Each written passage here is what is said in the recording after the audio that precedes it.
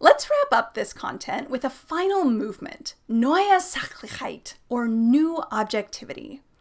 Here, the absurdity, recognized and celebrated by Dada, meets the dark horrors of a nation destroyed by war. In his drawing Fit for Active Service, The Faith Healers, George Grosz depicts a portly doctor declaring a decaying skeleton KV, or fit for active duty. Meanwhile, comfortable, rotund bureaucrats smoke and laugh amongst themselves, clearly unconcerned about the fate of individual soldiers. In Otto Dix's The Scat Players, card-playing war invalids, bright candy shop colors belie the seriousness of this scene. As Arneson puts it, simultaneously horrifying, pathetic, and ridiculous, Dix's treatment of the war refused to let the viewer settle into a single, easy response. These veterans are recognizable by their uniforms and also by the scars they bear. As we look more closely, we realize that none of the figures has a complete set of limbs. Instead, they have a variety of prostheses, some of which blend into the furniture on which they sit. The figure on the left holds his hand of cards between the toes of his right foot.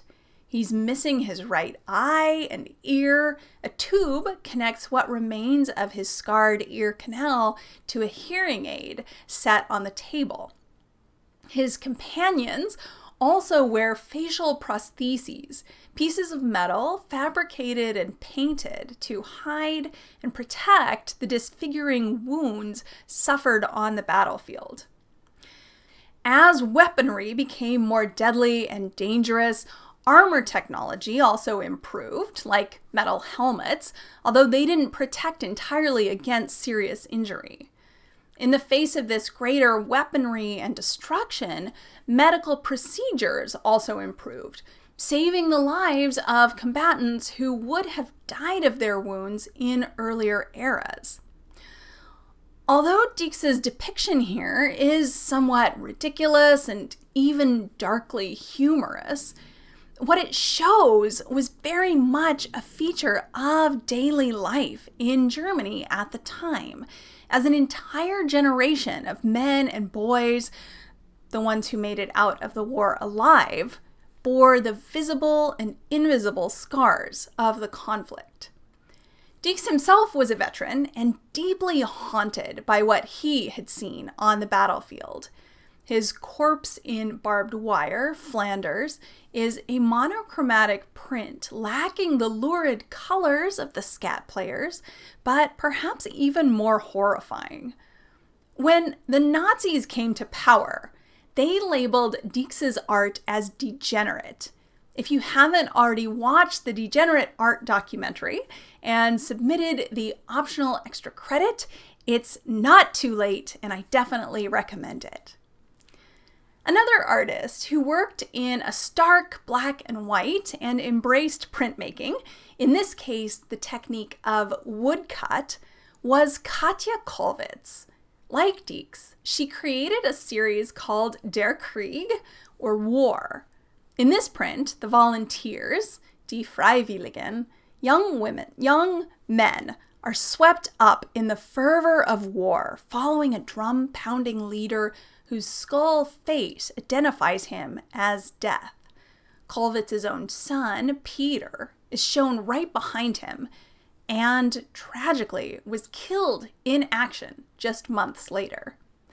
However, as MoMA points out, these images are not meant to show individuals in a single conflict, but to be universal depictions of the destruction and sacrifice of war. That sacrifice doesn't apply only to the combatants either.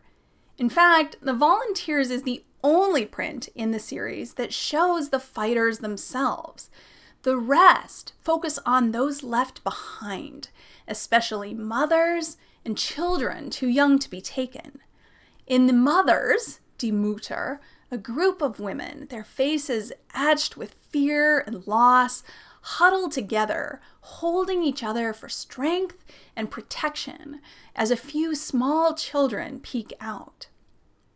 The simplified, abstracted forms and monochromatic palette emphasize the starkness of the suffering during this time and whenever war is present.